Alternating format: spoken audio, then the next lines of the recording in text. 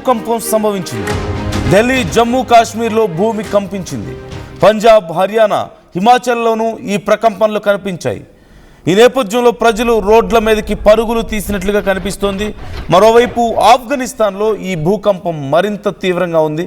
Richter స్కేల్పై 6.2గా తీవ్రత నమోదైంది. 215 కిలోమీటర్ల లోతులో భూకంప కేంద్రాన్ని గుర్తించారు. భారత్ సహా 8 దేశాలపై భూకంప ప్రభావం ఉంది. Pakistan, China, Tajikistan, Uzbekistan, Kyrgyzstan, Turkmenistan దేశాల్లో భూ ప్రకంపనలు సంభవించాయి. పాకిస్తాన్, ఆఫ్ఘనిస్తాన్ సరిహద్దు ప్రాంతంలో తీవ్ర ప్రకంపనలు సంభవించినట్లుగా తెలుస్తోంది. ప్రధానంగా ఈ భూకంప కేంద్రం ఆఫ్ఘనిస్తాన్లోని ఫైజాబాద్కు దక్షిణంగా 74 కిలోమీటర్ల దూరంలో హిందూకుష్ పర్వత శ్రేణుల్లో ఉన్నట్లుగా నమోదైంది. ఇది భూగర్భంలో దాదాపుగా 215 కిలోమీటర్ల లోతులో సంభవించింది. సైంటిఫిక్ పరంగా ఇంత లోతులో వచ్చేటువంటి భూకంపాలు డీప్ ఫోకస్ ఎర్త్క్వేక్స్ అంటారు. ఇవి భూమి లోపల చాలా లోతుగా రావడం వల్ల జనరల్గా ఉపరితలం మీద తీవ్రమైనటువంటి కుదుపులు సృష్టించే అవకాశం తక్కువ, అంటే చాలా ఎక్కువ నష్టాన్ని సహజంగా ఇవి కలిగించవు. కానీ వీటి శక్తి చాలా దూరం వరకు, 1000 కిలోమీటర్ల వరకు ప్రయాణించే అవకాశం ఉంటుంది. జస్ట్ లైక్ ఇండియాలో కూడా మనం చూస్తున్నాం. అందుకే ఢిల్లీ, పంజాబ్లో కూడా ఫ్యాన్లు, లైట్లు ఊగినట్లుగా చాలా సందర్భాల్లో ఈ కంప్లైంట్స్ వచ్చాయి. ప్రస్తుతం పరిస్థితి చూస్తే ఆస్తి, ప్రాణ నష్టం కూడా సంభవించింది కొన్ని ప్రాంతాల్లో. ఇప్పటికీ భారతదేశంలో పెద్దగా నష్టం లేకపోయినప్పటికీ ఆఫ్ఘనిస్తాన్లో కొంత భారీగా ఆస్తి నష్టం జరిగినట్లుగా నివేదికలు వస్తున్నాయి. మరోవైపు జమ్మూ కాశ్మీర్లో ప్రధానంగా శ్రీనగర్, పూంచ్ సెక్టార్స్లో, అలాగే పాకిస్తాన్లోని మరికొన్ని ప్రాంతాలు లైక్ స్వాట్ వ్యాలీ లో ఈ ప్రాంతాల్లో ప్రకంపనలు కొంచెం ఎక్కువ సమయం పాటు రావడంతో జనం ఇళ్లలోంచి రోడ్ల మీదకి పరుగులు తీసినట్లుగా కనిపిస్తోంది. మరోవైపు నేషనల్ డిజాస్టర్ మేనేజ్మెంట్ ఏజెన్సీలు అండ్ సిస్మాలజీ అధికారులు ఇప్పటికే మేము పర్యవేక్షిస్తున్నాం ఈ సిచ్యువేషన్ అంటూ చెప్పారు. తదుపరి చిన్న ప్రకంపనలు కూడా మరిన్ని వచ్చే అవకాశం ఉంది అంటూ చెప్తూ సరిహద్దు ప్రాంతాల ప్రజలు అప్రమత్తంగా ఉండాలంటూ కూడా హెచ్చరికలు జారీ చేస్తున్నటువంటి పరిస్థితి కనపడుతుంది.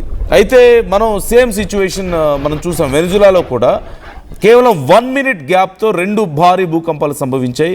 విత్ 7.2 అండ్ 7.5 మ్యాగ్నిట్యూడ్తో ఈ భూకంపాలు సంభవిస్తే ఆ తర్వాత చిన్న ప్రకంపనలు ఒక 20 వరకు వచ్చాయి, అంటే చిన్న స్థాయి భూ ప్రకంపనలు. దానివల్ల కూడా చాలా తీవ్రమైనటువంటి నష్టం కలగడం, ఈ అక్కడ సహాయక కార్యక్రమాలకు అంతరాయం ఏర్పడడం లాంటివి మనం చూసాం. ఈ నేపథ్యంలో ఇప్పుడు ఈ భూకంపం తర్వాత కూడా మరికొన్ని చిన్న భూకంపాలు సంభవించే అవకాశం ఉంది అని చెప్పినట్లుగా తెలుస్తోంది. ఈరోజు సాయంత్రమే ఈ ఘటన చోటు చేసుకుంది. ఇంతకు ముందే ఈ ఘటన చోటు చేసుకున్నట్లుగా తెలుస్తుంది. ఆఫ్ఘనిస్తాన్లో హిందూకుష్ ప్రాంతంలో భారీగా భూమి కంపించింది.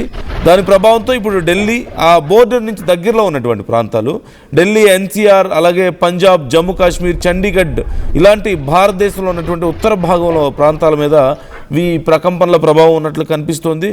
రిక్టర్ స్కేల్ మీద 6.2గా నమోదైంది. ఎగ్జాక్ట్గా టైం చెప్పాలి అంటే సాయంత్రం 7:04 సమయంలో ఈ ఘటన చోటు చేసుకుంది. అంటే very few minutes back, around 25 minutes back ఎగ్జాక్ట్గా ఈ భూకంపం సంభవించినట్లుగా తెలుస్తోంది. ఇప్పుడు ఆఫ్ఘనిస్తాన్లో జుర్మ్ లేదా కలాఫ్గన్ ప్రాంతానికి సమీపంలో భూగర్భంలో దాదాపుగా 125 కిలోమీటర్ల లోతులో ఈ భూకంప కేంద్రం ఉన్నట్లుగా national centre for seismology NCS దీనికి సంబంధించి డీటెయిల్స్ ఇచ్చింది.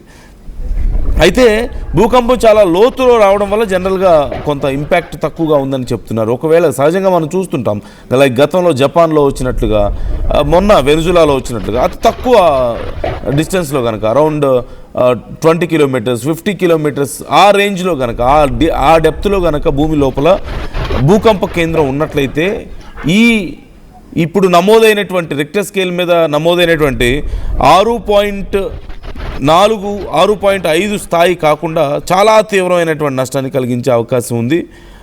చాలా అరౌండ్ 7 to 7.5 to 8 వరకు కూడా ప్రకంపనల తీవ్రత ఉండే అవకాశం ఉంది. అదృష్టవశాత్తు 215 కిలోమీటర్ల లోతులో ఈ భూకంప కేంద్రం ఉంది కాబట్టి కొంత తక్కువ ఇంపాక్ట్ ఇక్కడ మనకు కనిపిస్తోంది. సో చాలా వరకు అదృష్టవశాత్తు భారతదేశంలో పెద్దగా నష్టం ఏమి జరగలేదు. జమ్మూ కాశ్మీర్ కానీ, పంజాబ్ కానీ, చండీగఢ్ కానీ, హర్యానా కానీ, హిమాచల్ ప్రదేశ్ అండ్ ఢిల్లీ ఎన్సీఆర్ ఈ ప్రాంతాల్లో ఇంపాక్ట్ కనిపిస్తుంది. ఇతర దేశాల గురించి చూస్తే Afghanistan, Pakistan, Tajikistan, Uzbekistan, Turkmenistan, Kyrgyzstan ఈ ప్రాంతాల్లో, అంటే చైనా సరిహద్దు ప్రాంతాలు, ఈ ప్రాంతాల్లో ప్రకంపనలు సంభవించినట్లుగా కనిపిస్తున్నాయి. ఇక్కడ కొంత ఇంపాక్ట్ ఎక్కువగా ఉంది. అండ్ ఈ మొత్తం దేశాలన్నిటి మీద కూడా ఈ ప్రకంపనలు సంభవించాయి. ఒక్కసారి నేను ఆ విజువల్స్ మీకు క్లియర్గా చూపించే ప్రయత్నం చేస్తాను. ఈ భూకంప తీవ్రత ఎలా ఉంది, అక్కడి పరిస్థితి ఏంటి అనేది మీకు అర్థమవుతుంది.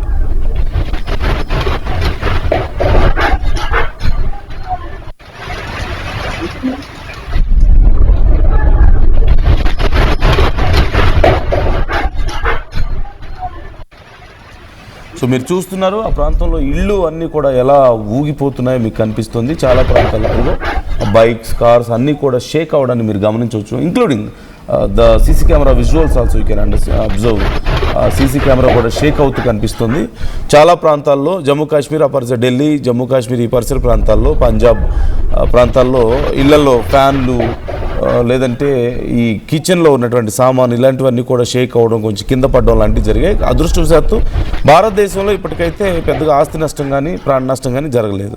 కానీ ఇటు ఆఫ్ఘనిస్తాన్ ఈ పరిసర ప్రాంతాల్లో కొంత ఆస్తి నష్టం సంభవించినట్లుగా కనిపిస్తుంది. అయితే వరుస భూకంపాలు ఈ ఇయర్లోనే చాలా తీవ్రమైనటువంటి భూకంపాలు మనకు కనిపిస్తున్నాయి. ఎస్పెషల్లీ జపాన్లో మనం చూసాం, చాలా భయంకరమైనటువంటి భూకంప పరిస్థితులు చూసాం. వందల కొద్ది భూకంపాలు సంభవించాయి. జపాన్ మొత్తం అల్లాడిపోయినటువంటి పరిస్థితి. ఇక మొన్నటికి అంతకుముందు ఈవెన్ బంగ్లాదేశ్లో అదే పరిస్థితి కనిపించింది. శ్రీలంకలో కొన్ని భూకంపాలు నమోదయ్యాయి. అలాగే యూరోపియన్ కంట్రీస్లో అక్కడక్కడ కొన్ని భూకంపాలు. ఇప్పుడు నిన్న చూసినటువంటి ఘటన వెనిజులాలో ఎంత తీవ్రమైనటువంటి భూకంపమో, ఎన్ని వందల మంది ప్రాణాలు కోల్పోయారు, కొన్ని వేల మంది గాయపడ్డారు, ఇన్ఫ్యాక్ట్ లక్షల మంది నిరాశ్రయులైనటువంటి పరిస్థితి కనిపిస్తోంది. ఇంకా అక్కడ సహాయక చర్యలు కొనసాగుతూనే ఉన్నాయి. మరోవైపు ఇప్పుడు నేను స్క్రీన్ మీద మీకు రైట్ సైడ్ చూపిస్తున్నటువంటి విజువల్ అక్కడ వెనిజులాలో చోటు చేసుకున్నటువంటి ఘటన. ఇటు లెఫ్ట్ సైడ్ మీరు చూస్తున్నది ప్రజెంట్ ఢిల్లీలో నమోదైనటువంటి భూకంపం, ఢిల్లీ ఉత్తర భారతదేశంలో నమోదైనటువంటి భూకంప తీవ్రతకి సంబంధించిన విజువల్. నేను ఈ రెండు మీకు చూపించే ప్రయత్నం చేస్తున్నాను. 7:04కి ఈ ఘటన సంభవించింది. అంటే ఎగ్జాక్ట్గా చెప్పాలంటే 30 minutes బ్యాక్ ఈ భూకంపం సంభవించింది. మొత్తం చుట్టుపక్కల దేశాల్లో, చైనా చుట్టుపక్కల దేశాల్లో కూడా కనిపిస్తుంది. దీని ఇంపాక్ట్ చాలా ఎక్కువగా కనిపిస్తుంది. అయితే ఇక్కడితో అయిపోలేదు, మరొకసారి మరి చిన్న భూకంపాలు సంభవించే అవకాశం ఉంది అని కూడా చెప్తున్నారు. ఎస్పెషల్లీ చైనా బోర్డర్కి దగ్గరగా ఉన్నటువంటి ప్రాంతాలు, అలాగే ఇటు ఆఫ్ఘనిస్తాన్ ఈ ప్రాంతాలకు దగ్గరగా ఉన్నటువంటి ప్రాంతాల్లో ఉత్తర భారతదేశం మొత్తం మీద ఇంపాక్ట్ కనిపిస్తుంది. కేర్ఫుల్గా ఉండాలంటూ కూడా అధికారులు సూచిస్తున్నారు. సో ఈ ఘటనకు సంబంధించి వరుస భూకంపం, అంటే ప్రపంచవ్యాప్తంగా చాలా ఫ్రీక్వెంట్గా భూకంపాలు సంభవించడానికి కారణం ఏంటని మీరు అనుకుంటున్నారు? Tectonic plates movements is the basic reason behind these earthquakes. కాకపోతే ఇంత ఫ్రీక్వెంట్ షిఫ్టింగ్స్ ఎందుకు జరుగుతున్నాయి, ఇంత ఫ్రీక్వెంట్గా ఎందుకు భూకంపాలు సంభవిస్తున్నాయి? ఇంకేదైనా పెద్ద కారణం ఉందా? చాలా ర్యాపిడ్గా, చాలా ఎక్కువగా నంబర్ ఆఫ్ ఎర్త్క్వేక్స్ రావడం అంటే కొంచెం ఆలోచించాల్సిన విషయం. ఎక్కడో ఒక చోట వస్తే ఓకే, కానీ ప్రపంచవ్యాప్తంగా చాలా దేశాల్లో చాలా భయంకరమైన భూకంపాలు సంభవిస్తూ ఉన్నాయి. ఖండాలే ఊగిపోతున్నటువంటి పరిస్థితి. ఏదైనా భారీ చేంజెస్ జరుగుతున్నాయా భూమి అంతర్భాగంలో, లేకపోతే ఇంకేమైనా ఉపద్రవానికి ఇవి సూచనలా? మీకేమనిపిస్తుంది ఈ ఘటనలు చూస్తుంటే? కామెంట్ చేయండి.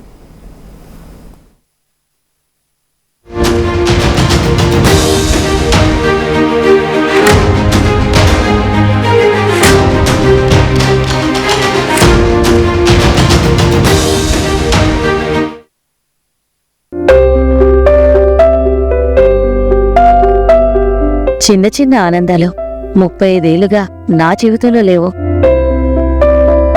35 ఏళ్లుగా నేను డైపర్లలో బ్రతికాను. 6 సెంటీమీటర్ల ఫిస్టులా నా మూత్రాశయంలో లీకు కారణమైంది.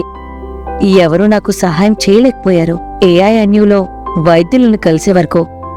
అక్కడ వారు రోబోటిక్ శస్త్రచికిత్సతో నాకు పరిష్కారం ఇచ్చారు. వారు నా ఆత్మవిశ్వాసాన్ని కూడా తిరిగిచ్చారు. Precision care makes it possible. The Center for Robotic Surgery at AINU